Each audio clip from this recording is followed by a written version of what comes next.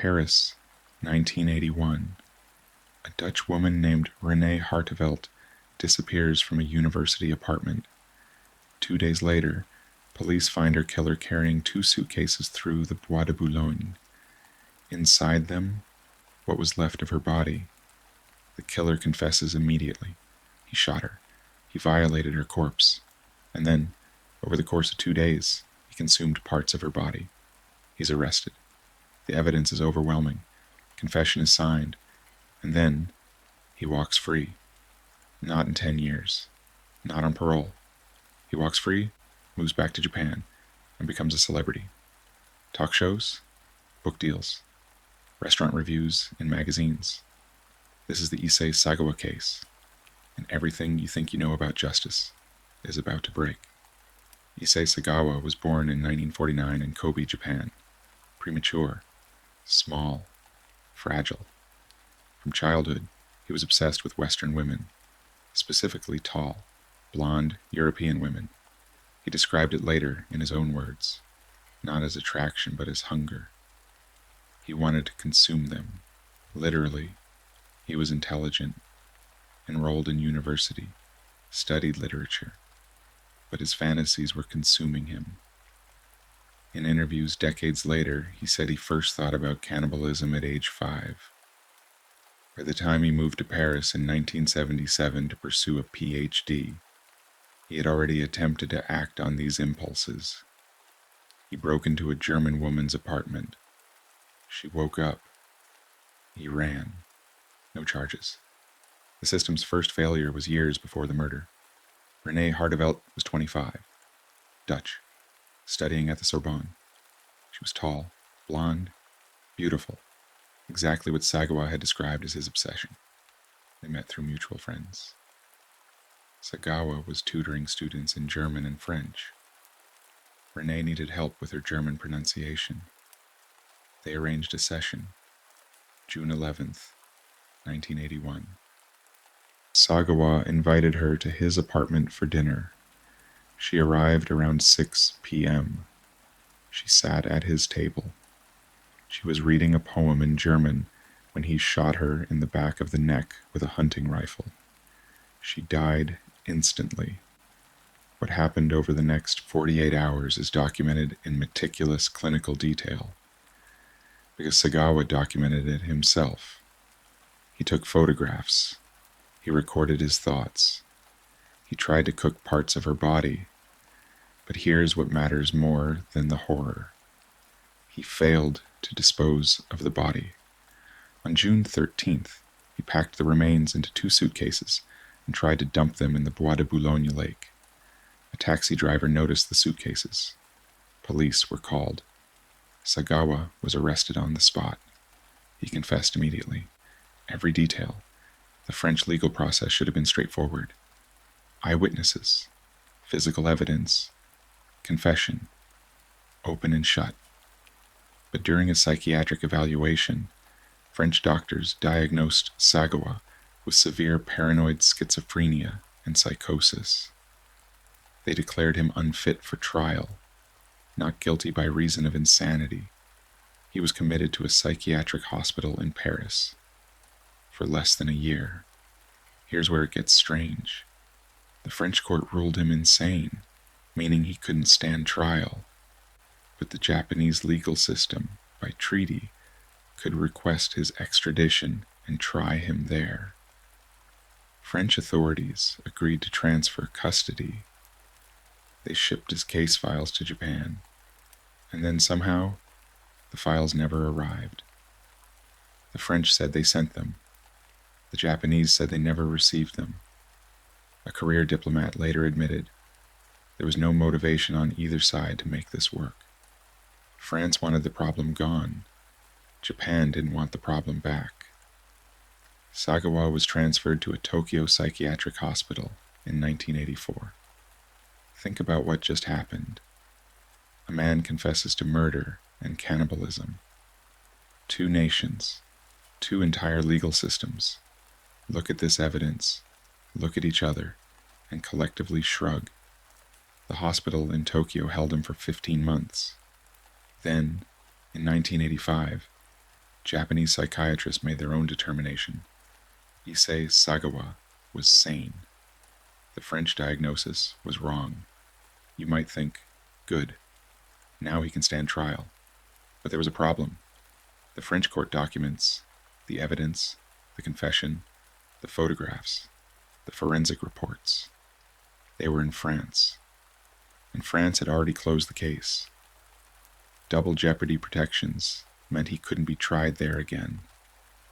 Japan couldn't try him without the evidence. The evidence was in legal limbo between two nations that both wanted the problem to belong to the other. In 1986, Issei Sagawa walked out of the Tokyo hospital, a free man, no trial, no sentence, no criminal record. Most people who commit crimes like this spend the rest of their lives hiding. Sagawa did the opposite. Within months of his release, he published a novel. It was a lightly fictionalized account of the murder, written from his perspective. It became a bestseller in Japan. He appeared on talk shows. He gave interviews to national newspapers. He was invited to write restaurant reviews for a gourmet food magazine. And nobody stopped to think about the irony. He became a minor celebrity.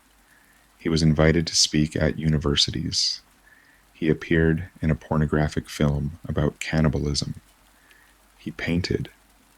He wrote more books. One of them was literally titled In the Fog, a memoir about the murder. For 30 years, Issei Sagawa lived openly in Japan as a man who had confessed to killing and eating another human being.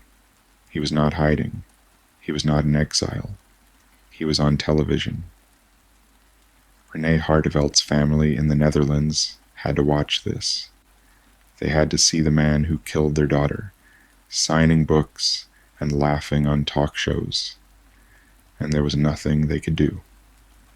At this point, you're probably asking the same question that haunted this case for decades. How is this possible? The answer is a perfect storm of institutional failure. First, French psychiatrists declared him insane. That's what got him out of prison. But was he insane? Sagawa himself later said in interviews that he wasn't. Quote, "I was in full control of my actions." He said he knew exactly what he was doing at every moment. The insanity plea was a legal strategy, and it worked. Second, the diplomatic handoff between France and Japan was a masterclass in bureaucratic abdication. Neither country wanted the political cost of dealing with this case, so the paperwork vanished, and with it, any path to prosecution. Third, and this is the most disturbing, the Japanese public didn't care. Or worse, they were fascinated. His books sold, his interviews rated. The media framed him as a curiosity, not a predator, a grotesque national sideshow. The system didn't just fail Renée Hartevelt. It failed, and then profited from the failure for 30 years. Here's where I need to pause the narrative, because what I do on this channel depends on you.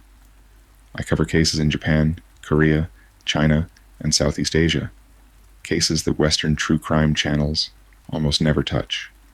The Junko Furuta case, the Hwasong serial killer, the Shiori Ino case, and now Issei Sagawa. If you want these stories told, subscribe, hit the bell, and if this case made you feel something, anything, anger, disgust, disbelief, drop a comment with your thoughts. I read them. Now let's finish this. Because the second half of Sagawa's story is even stranger than the first. Sagawa's celebrity didn't last forever. By the 2000s, public sentiment was shifting. Younger generations in Japan were less amused by the novelty of a cannibal on television. In 2013, Sagawa suffered a stroke. He became partially paralyzed. He could no longer write. no longer give interviews, no longer perform his grotesque public role. He required full-time care. He moved into a nursing facility. He spent the last 9 years of his life in a wheelchair, dependent on others for basic survival, a kind of imprisonment, but one that came 4 decades too late. In November 2022, Issei Sagawa died at age 73 in a Tokyo hospital. Natural causes. Renée Hartevelt's family released a statement. They said they were relieved, not happy, just relieved that he was finally gone.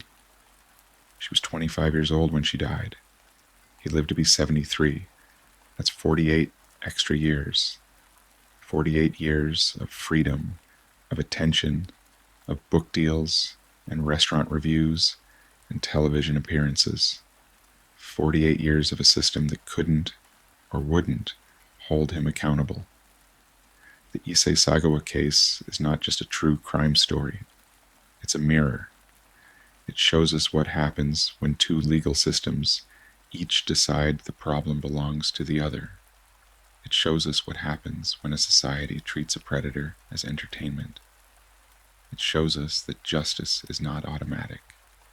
It requires people who refuse to look away, who refuse to lose the paperwork, who refuse to let the story become a sideshow. Renée Hartevelt was a person, a student, a daughter. She went to someone's apartment for a tutoring session, and she never came home, and the entire world shrugged. Don't forget her name. If this video gave you something, subscribe. There are more cases like this coming. Cases where the crime itself is only the beginning, where the real horror is what happened after. Thank you for watching. I'll see you in the next one.